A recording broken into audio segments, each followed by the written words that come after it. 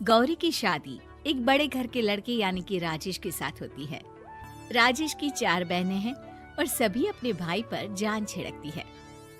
अरे पापा, ये राजेश के लिए कैसी छोटी सी हिट की लड़की ब्याह लाए आप? हम लोगों का भाई तो राजकुमार है, उसके लिए तो कोई राजकुमारी होनी चाहिए थी।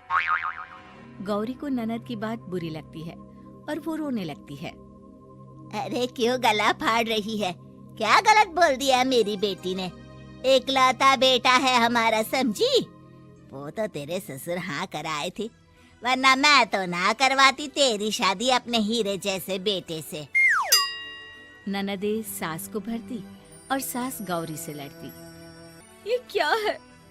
तुम्हारी बहनें और माँ आए दिन मुझे खरी खोटी सुनाती रहती है। क्यों नहीं बोलते उन लोगों को कुछ? अरे क्या बोलूं? अब उन लोगों का इकलौता भाई और बेटा होना, तो वो लोग थोड़े इमोशनल है मुझे लेकर, समझा करो ना। और कौन सा वो लोग रोज आते हैं ससुराल से? माना एक साथ नहीं आती, लेकिन रोज कोई ना कोई तो खड़ा ही रहता है ना। जैसे तैसे कुछ साल गुजरते हैं। गौरी एक प्यारे से बेटे की माँ बनती है। सुनिए, हर बात पर ससुर जी से पैसा मांगना ठीक नहीं लगता। आप कोई काम क्यों नहीं करते हैं? काम तो मैंने कभी किया ही नहीं गौरी। पापा के पास इतना पैसा है कि मुझे जरूरत ही नहीं पड़ी। लेकिन कहते हैं ना, हर दिन एक सा नहीं होता। गौरी के ससुर की मृत्यु हो जाती है और घर में गरीबी छा जाती है। गौरी ननद को फोन करती है। दीदी, अब जीजा जी को बोलकर इन्हें कहीं नौकरी दिलवा दो ना, चलाना मुश्किल हो रहा है। माँ जी की भी तबीयत खराब रहती है, दवाई का खर्चा और मुन्ने की पढ़ाई का खर्चा काफी है। कुछ मदद मिल जाएगी दीदी। देखो गौरी, तुम तो जानती हो मेरे खुद के 3 बच्चे हैं, तो ये मत सोचना कि बात घुमा कर बोलोगी तो मैं कुछ मदद कर दूंगी। अब पति तुम्हारा है, सास तुम्हारी है, तो करना तो तुमको ही है ना। हम भी तो निभा रहे हैं। खैर, बोल दूंगी इनको। गौरी समझ जाती है। वो दूसरी ननद को फोन करती है, लेकिन वहाँ से भी उसे कुछ ऐसा ही जवाब मिलता है। अरे भाभी, हमारा भाई कैसे काम करेगा? वो तो राजकुमार है। बस आप जरा माँ का ख्याल रखो, उन्हें कोई तकलीफ मत होने देना। बाकी करते हैं बात आराम से। गौरी के सामने संकट आ जाता है कि वो कैसे अपना परिवार चलाए। ना पति काम करना चाहता है और ना ननदे मदद। फिर एक रोज गौरी की सहेली कहती है, गौरी, मैं ना एक फैक्ट्री में काम करती हूँ, तुम्हारी परेशानी समझ सकती हूँ। क्यों नहीं तुम भी मेरे साथ वहाँ काम करती? अरे लेकिन मुन्ना तो छोटा है ना। तो क्या हुआ, तेरी सास और पति तो घर पर ही हैं, वो लोग संभाल लेंगे। तू चल मेरे साथ।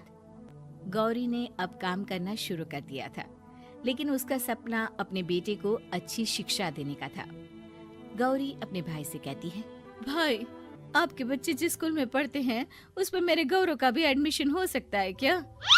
अरे कैसे बात कर रही है गौरी? जितना तू कमाती है उतने में तो तेरा घर भी नहीं चलता। तू कहाँ इतने महंगे स्कूल का सपना देख रही है? लेकिन गौरी भी ठान लेती है कि वो किसी न किसी तरह अपने बच्चे को अच्छे स्कूल में पढ़ाएगी। माँ जी, ये मेरे गहने हैं, मैं बेच रही हूँ। गौरव का कल एडमिशन है। अरे वो तो ठीक है गौरी, लेकिन आगे की फीस कैसे मैनेज करेगी? और ज्यादा मेहनत कर लूंगी माँ। गौरव कुछ बन गया तो हम लोगों के सारे दुख दर्द दूर कर देगा। गौरी, हम लोगों ने तुझे गलत समझा, लेकिन तू ही थी जो ये घर लेकर चल रही है, वरना कब की अलग हो जाती। गौरी सास की ओर मुस्कुराकर देखती है। आप भी तो मेरा साथ दे रही हैं ना। अरे कभी खाने में अंडा या मुर्गा भी खिला दिया करो, क्या रोज रोज पत्ता खिलाती रहती हो? अरे शर्म तो आती नहीं, सारा दिन बहू काम करके पैसे लाती है, खुद तो कुछ करता नहीं, ऊपर से मुर्गा खाना है इसको। गौरी अपना घर चलाने के लिए तो पर्याप्त पैसे कमा लेती है, लेकिन बेटे के महंगे स्कूल, कोचिंग और उसकी डिमांड पूरी करने के लिए उसे लोगों से पैसे उधार लेने पड़ते। माँ, मुझे जूडो कराटे की ड्रेस चाहिए, मैं घर के कपड़ों में क्लास नहीं अटेंड करूँगा। और क्या, बिल्कुल, घर की भी कोई ड्रेस होती है क्या? मैं कल ही ला दूंगी। हाँ बच्चा, तू बस मन लगाकर पढ़ाई किया कर। उसके जाने के बाद कहाँ पैसे ड्रेस के? माँ वो पास वाली चाची से कुछ पैसे उधार लूंगी।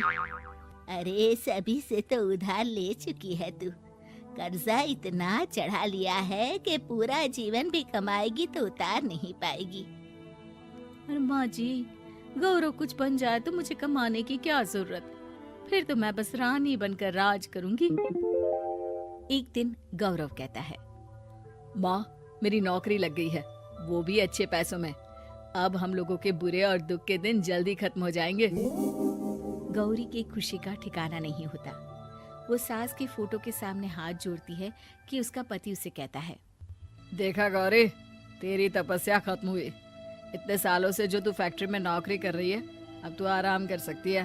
अरे नहीं नहीं, अभी तो नौकरी लगी है, कुछ दिन कुछ पैसे कमा तो लेने दो। कुछ महीनों बाद गौरी की ननद गौरव के लिए रिश्ता लेकर आती है।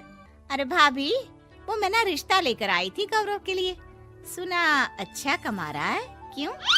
देखा मेरी बहन कितनी अच्छी है, कितना सोचती है हम लोगों के लिए। गौरी कुछ नहीं कहती, लेकिन उसका मन नहीं होता है कि वो बेटी की शादी इतनी जल्दी कर दे।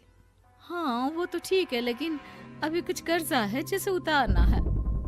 तो क्या हो गया, शादी के बाद भी उतार लेगा। कम से कम एक लड़की आ जाएगी तो आराम रहेगा।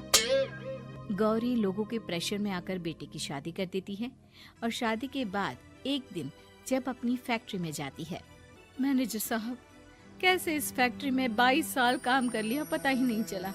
अब तो बेटा सेटल हो चुका है, नौकरी की जरूरत नहीं है। लेकिन आप सभी का शुक्रिया। गौरी बहन, बहुत मेहनत की तुमने जीवन में, अब भगवान कोई मुश्किल ना दे। गौरी घर आती है, लेकिन दरवाजे के बाहर से ही उसे बहू और बेटे की आवाज सुनाई देती है। क्या है, तुम्हारी माँ ने तो सोचा भी नहीं कि जो कर्जा वो ले रही है खुद की अय्याशी के लिए, वो हम लोग क्यों भरे? उनका कर्जा है वो देखे। हाँ लेकिन क्या करूं, माँ को छोड़कर रह भी तो नहीं सकता ना। अरे रह नहीं सकते तो क्या करोगे? पूरी जिंदगी उनका कर्जा चुकाते रहोगे? कल को हमारी भी फैमिली बढ़ेगी, कैसे मैनेज करेंगे? मैं नहीं जानती, साफ साफ बोल दो पैसे नहीं है फालतू के। जिसका कर्जा है वही निपटाए। गौरी बेटे बहू की बात सुनकर स्तब्ध रह जाती है और अंदर न आकर वहाँ से सीधे फैक्ट्री जाती है। मैनेजर साहब, मैं सोच रही थी कि इतनी जल्दी नौकरी नहीं छोड़नी चाहिए, जब तक हिम्मत है तो कर लेते हैं। वो मेरा इस्तीफा ना वापस कर दीजिए। ये बोलकर गौरी की आंख लाल हो जाती है। मैनेजर समझ जाता है कि गौरी की उम्मीद टूट चुकी है। वो उसके हाथ में इस्तीफा रखकर कहता है, कर्जा माँ का है तो माँ ही चुकाएगी। माँ का कर्जा आज तक क्या कोई चुका पाया है? जय श्री खाटू श्याम। मेरे चैनल को सब्सक्राइब और लाइक करें और कार्टून वीडियो देखने के लिए जय श्री।